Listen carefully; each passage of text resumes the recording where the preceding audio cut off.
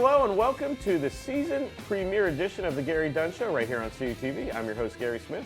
And on today's show, we're going to talk with Coach Dunn about everything preseason leading into the Week 1 game at Charleston, and then we'll look ahead to this coming week's game against Westchester. And Coach, I know we say it every year, but where did the summer go? Good to be back for another year. Yeah, it went by pretty quick, but excited to get this thing kicked off, and good to be back for another year. And before we start going into the more current stuff, but let's just take the fans back through the process, because you played a game. Last game you played was last November, and that's a whole lot of time leading up to. You had spring camp, you had guys coming in, you had guys coming out. So maybe just talk a little bit about some of the new guys you have on the team and what you've been impressed with some of the new blood coming in. Yeah, I thought spring ball went well. I thought we had a good winter session, leading into the summertime, and we had a number of guys that stayed here throughout the summer. We probably had maybe 25 guys here early in the summer, and then as the summer goes on, more guys start to check back in. They're tired of being home. They want to get back. So I think our strength coach Chandler Daniel did an incredible job this summer. We converted a weight room up at our stadium 2 years ago, and our guys seem to love it up there. We're able to access the field, we're able to access the turf, but Coach Daniel does an incredible job, and our guys bought in this summer, so that was good. I feel like we had a strong recruiting class. We've got some young guys that I think we had 6 or 7 young guys make the trip, which is kind of unusual for our first road game to have that many young guys on the trip. They're learning. They're not there yet. They're learning, and we talk about it's a journey, right? It's not, okay, I'm a true freshman, I'm going to play by the first week. It's hey, we're going to need you week 3, we're going to need you week 4, we're going to need you week 5, but you're going to start seeing some young guys pop on some special teams. Taiwan Bandy, a young man from Penn Hills, really had a really good camp as a freshman and kind of opened all the coaches' eyes on special teams. Jake Lehu, a local guy, is probably going to get some run on special teams. So the freshman class we felt was really good. But then we also had some upperclassmen that are really playing their first meaningful football snap. Grant Hopple started at inside linebacker for us Saturday, and Grant's an interesting case. Been here for a couple years, fought an illness, fought an injury. Really smart, cerebral football player that set our defense for us and played really well the first week. So you're going to start to see some names that maybe you haven't seen before. Offensively, we're probably a little bit older.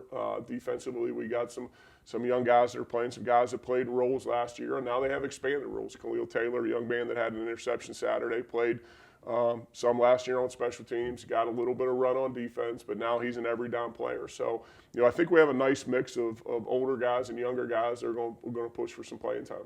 And you took the words out of my mouth. I was going to say, let's talk a little bit about the other side of the equation, your seniors, your veterans coming back, because really that, sometimes that's how the ship goes, is if you have the leadership up top, that's going to do a lot in games 5, 6, 7, 8, 9 when it gets to be a grind. Huge senior class. I think we have 21 seniors or 21 guys who could be seniors. With still dealing with the COVID rule. We've got a handful or a gaggle, I guess, of guys in graduate school going to finish their masters this year, which I'm proud of. But we do have a lot of upperclassmen as well. Offensively, we've got three seniors up front. You got Jaheim Bassam, who started. I don't know how many games now. Nashawn Jackson's been a regular starter. Sean Knight, played first couple years at tight end, and now he's been a 2-year starter at offensive line. You got our quarterbacks a senior. You got a couple wide receivers in Amari Hopkins and DeMont Martin are seniors. Jack Kalechi, I think Jack's 32 years old. He's been here forever. He's going to finish with his MBA this semester. Eric McCann's carried the football a lot for us. So we got a lot of seniors, and then you flip over to defense, Dom Solomon, same thing. Dom's been here, I think, as long as I have. Here I'm not sure how many years this makes for Dom, but we've got some older guys on the defensive side as well. So I think it's a nice mix, and we just gotta play better. And as a former offensive lineman yourself, how does it feel to have that kind of seniority and experience on the offensive line? Because any coach, I think, in the country will say it all starts.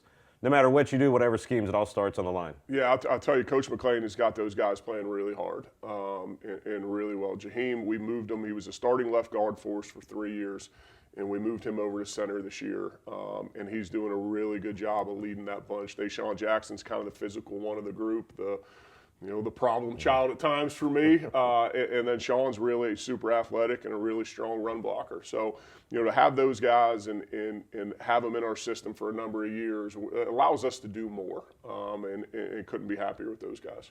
Now, Coach, we've gone through camp, and now it's time to start the season. In this past week, start the season on the road. Kind of a weird scheduling quirk. Start 3 games on the road. This first game at Charleston, and I know I usually ask you, and I'll ask you again. What's it like that first road game? Is it with the team aspect? Yeah, we had been here for 4 weeks. We're the first ones back on campus every year. We had 2 weeks of preseason camp. We had 2 weeks of practice while school was in session. So, it's nice. I kind of like as a coach being on the road that first week. Hey, let's get off campus. Let's relax. Let's have a nice team dinner. Let's spend some time together at the hotel and just kind of leave everything behind. And I thought our guys did a good job of managing the trip. It was a short trip, but you're right. We played 3 on the road to start the season and 5 of our first 6. So our guys understand that we've got to grow up and hurry, and we've got to be prepared to play on the road. But I thought it was a good trip. I'm sure we'll get into the game. We played well at times. We just didn't play well all the time. And some first game mistakes. But as we get into it, we'll see where we're at. It was also kind of a unique situation. You always have at the beginning of the year where some teams have played a game. You happen to be on the road against a team, Charleston, a very good team, a playoff team. Last year, they had a game under its belt. And just talk about the experience, because we've talked about on the show before, just the growth from a team from week 1 to week 2. Absolutely. You get to work out all those kinks. You get to work out all those things that situations that maybe didn't arise during preseason camp. I think our slow start might have been attributed to that. We came out and really didn't play well in the first quarter. Don't know that we coached well in the first quarter either. But once we settled into probably about midway through the second quarter, you could see a difference. Both on offense and defense. But the schedule worked out the way it did. They got to play a game before we played them, and we've got to do a better job of coming out of the gates in the first quarter and not spotting a really good football team, a top 25 team, a quarter and a half before we decide that we're going to execute and play. The one thing that's crazy to me, I was talking with Coach McClain yesterday, we had 1 offensive penalty for an opening game. Not to have a delay game, not to have a motion, not to have an illegal formation was really impressive. That our kids, and the penalty we had was a mental error that we've got corrected yesterday. But we just maybe we were too excited for the opening kickoff, and it took us a quarter and a half to settle in. Well, the first quarter, they said Charleston had time of possession. They got out to a 14-0 lead. But I tell you what, your team in the second quarter, time of possession, I think each team had 1 possession. Your possession going into halftime was over 10 minutes, and then you ultimately score a touchdown on the last play of the half. Just talk about what that meant to the team, getting that touchdown before the half, and also just taking the ball away from Charleston. Yeah, I'll tell you, there was no panic on the sideline. We were down 14-0. I talked to both the offense and defense. I talked to the defense when the offense was out on the field, and then we flipped it. And I said, just relax. We're not playing Vulcan football.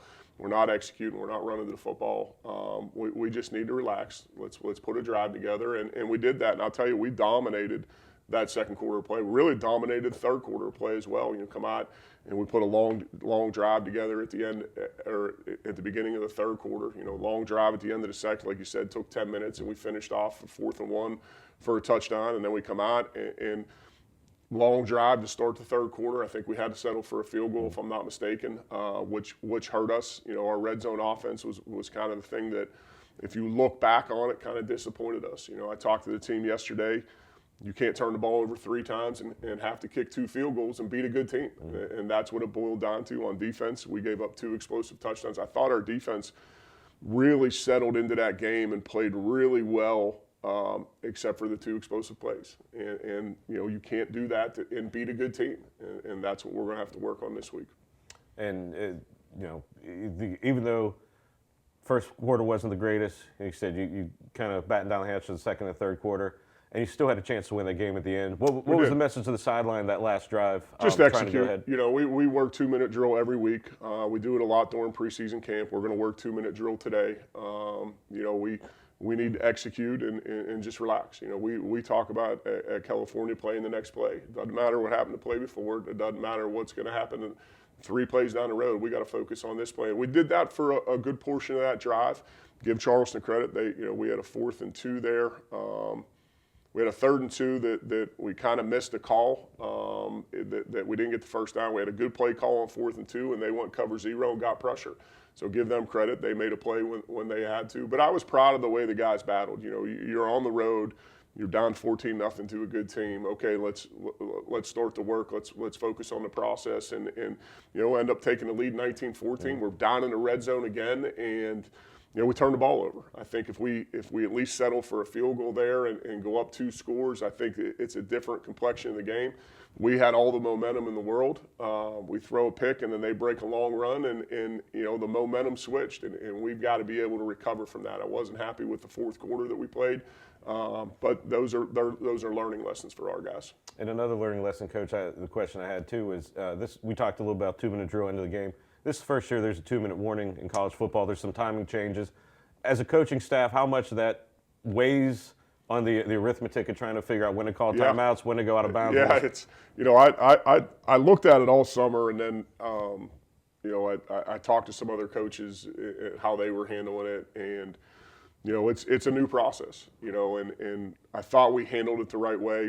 Coach Salisbury kind of helps me with the clock. I kind of bounce that off him on the sideline, and the way we used our timeouts on their last drive with the 2-minute warning in play, I said, okay, I'm going to use all 3 here because we'll get at least 1 stoppage with the 2-minute, with the 2-minute warning when we get the ball back. It is interesting though. It's a whole new dynamic. Never having coached for 29 years. And now all of a sudden it's a role change. But I thought we played the clock right. But it does take some thought into, okay, how are we going to handle this? And one last thing before the game, we'll go through some of the stats. Your offensive line, we talked about before, as a team, rushed for over 200 yards. Bobby Boyd had a heck of a game, 22 carries, 119 yards, but busted out a 42-yard touchdown run. And throwing the ball, Davis Black, 19 of 39, 161. Didn't have any touchdowns throwing, but he had that big touchdown sneak at the end of the first half. And receiving-wise, your offense spread the ball out to 1, 2, 3. It looks like about 9 guys. Yeah, I was happy with the way we ran the football. We have a number of good backs that I feel are really complement each other. I thought Eric McCann ran the ball extremely well and thought he did a good job. Obviously, Bobby broke a long run, and Bobby did a nice job. We ran the football well. I think we got to be more efficient in the pass game. I think there was a couple things that we left out there. But I thought we settled into the game and ran the ball extremely well. We just got to finish drives. I talked to the team yesterday. When you look at it, you can't give up 2 explosive plays. You can't turn the ball over 3 times. You can't take 2 really, really stupid penalties that will get corrected and win a big game on the road. It's just you're not going to be. That's not a formula for success. And the turnovers killed us, and the explosive plays on defense.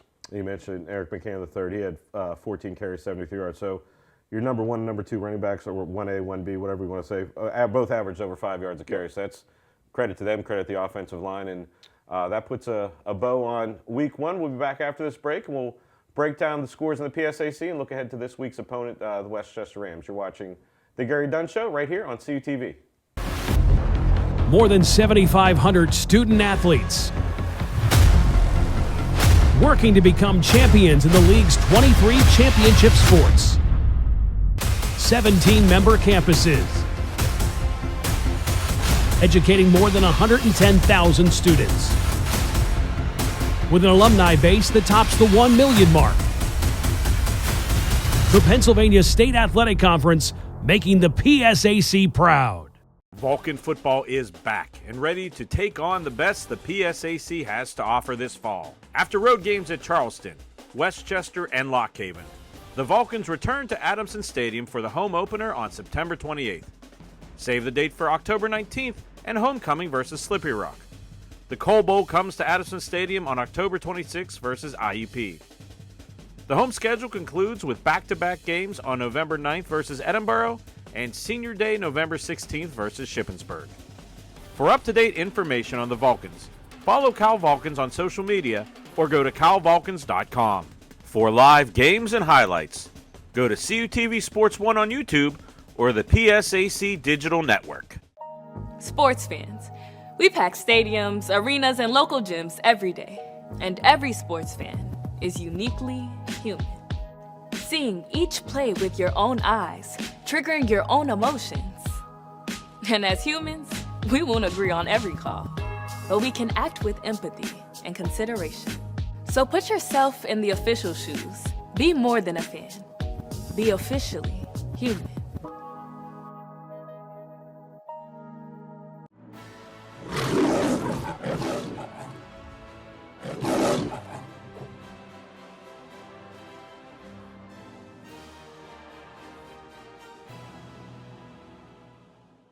And welcome back to the Gary Dunn Show. Once again, I'm Gary Smith with Coach Dunn. And Coach, we just wrapped up week 1 for the Vulcans, and we're going to take a quick look around what happened in the PSAC teams this week. A lot of non-conference games because we're at that part of the year. So we got 2 graphics of scores here, so bear with us for a second as we go through the scoreboard. Shepherd and Southern Connecticut State. Shepherd won 23-0. Clarion at home beat Lincoln 20-9. Bloomsburg at home over Fairmont State 35-7. Seton Hill lost to Ohio Dominican 21-14. Kutztown beat Assumption 24-6. And those games were all on Thursday as we move to the other games on Saturday. American International beat Shippensburg 28-3. Bentley beat this week's opponent Westchester 20-17 on a last-second field goal. New Haven went to Slippery Rock and lost 22-7. Lock Haven over Glenville State at Glenville 31-9. And Edinburgh over Robert Morris 23-21. And Coach, finally we get to a week 2 of our season, week 3 of the NCAA season, or however, week 0, whatever you want to call it. Week 0. We're playing a game this week, and it's a PSAC game, first week of PSAC crossover against a team that pretty familiar with, played a couple times over the last few years, Westchester, and again, it's going to be a broken record for the first couple weeks on the road. I know you've had a chance to look at some film. Let's talk about their offense first. Yeah, really explosive offense. I think they have some really nice skill kids. Their quarterback is a dangerous guy. He can run the ball. He can throw the ball. Extremely elusive, extremely fast. Kind of reminds me of Lamar Jackson. He's kind of the Division II version of Lamar Jackson. So we're going to have to figure out a way to bottle him up and not let him beat us with his legs. They have a nice running back. They've got some really good skill receivers. They got a couple kids that can really go. Twitchy. We call them Twitchy in the office, but they're good. I think their first game was a lot like our first game. They had some self-inflicted wounds. They had some mistakes. They dropped a big post for a touchdown that could have changed the complexion of the game. They went up early and then kind of didn't finish the game. Kind of a little bit different, but they left some plays out there. They're an explosive offense. They're big up front. We're going to have our hands full defensively, and we've got to do a great job at 2 things. We've got to play assignment football. A couple big plays that we gave up Saturday were, maybe we didn't do the best job on our assignment. And then we got to run to the football and gang tackle. This quarterback, if you don't do that, he's going to make you pay with his legs as well as their tailback.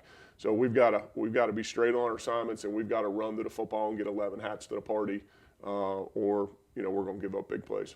Now on the other side of the ball, defensively, what kind of scheme do they run? Yeah, what should we look at? Here's the issue with Westchester right now. They're a new coaching staff, so we only have 1 game to go on. We only have their film last year, and I'm sure they didn't show everything they can do. They're a base odd front. They're going to start with 2 high safeties. They're going to figure out a way to invert a safety into the box to get to 1 high. They do that a number of different ways. They've got some really good skill kids that cover. I think their safeties are physical. Very similar to our defense as far as, they'll jump from an odd front to an even front. That's why I love going against our defense in practice. We're pretty much prepared for any front, any blitz, any stunt that we could see. Westchester does a little bit different the way they invert their safety, so that's something that we're going to need to work on. But they only gave up, I think, 21 points, and I thought they played well. They've got some kids up front that can create some pressure. So it's going to be a good ball game. They're a talented team. And this is the first week, as mentioned, of crossover play. Does it feel different knowing you're going into PSAC play? You're going to be in PSAC play the rest of the season. Yeah, no, I think, opening the season with Charleston, a top 25 team that was a playoff team a year ago at their place, is probably as close to the PSAC as we're going to get out of conference. Charleston's a really good team, really well coached. I see a lot of similarities between Charleston and Westchester. So it's going to be a test, and we've got to grow up in a hurry. We've got to go figure out how to go on the road and play 4 complete quarters. Unfortunately, Saturday we didn't do that, and we're going to need to play all 4 to have a chance against this team. And as we've talked about a lot on the show, whenever we travel to the East, seems like it's like an old home week. I'm sure you've been working the phones. What's the alumni response looking like in Westchester? So we do have a group of alumni. You know, we recruit that side of the state very hard too. So we're going to have a great group of parents out there. But we do have a group of alumni that have reached out that are going to be there. Ryan Catalesic, who's an offensive tackle that played with me for 4 years. We came in together. Is his son actually plays baseball at Westchester. Okay. So he's making the trip out there. Harry Hirsch, a guy that was on the '84 championship team, is hosting the tailgate. Kenny Adams, anytime we're on the other side of the state, seems to show his face, and I'm sure some other guys will be there. But I know they're throwing a tailgate. It really proves that it is Vulcan Nation. Vulcan that Nation. game is Saturday at noon at Westchester. Let's take a look at the rest of the schedule here in the PSAC. First weekend of crossover here in the PSAC in 2024, as we mentioned, Kyle, at Westchester at noon, Edinburgh at Kutztown at noon, Slippery Rock travels to Shepherd at noon, and then 1 o'clock game Clarion at Shippensburg. Seton Hill goes to Bloomsburg at 2 o'clock, IEP at Lock Haven at 6 o'clock, and then Gannon at East Stroudsburg at 6:05. So everybody west is going east this weekend, so a lot of traffic. If you're going to the game, you're going to see a lot of PSAC bumper stickers. But any last words about this game coming up on Saturday? No, just excited to go compete. I think our guys, when we met yesterday, I think there was some regret, and coaching staff as well. There's some decisions I could have made, but I like this group. They're a fun group to be around. They're a hard-working group. I think we'll play better this week. Once again, that game is at noon. You can watch that live on the PSAC Digital Network at noon. That's all we have for this week. So for Coach Dunn, I'm Gary Smith. We'll see you next week on The Gary Dunn Show.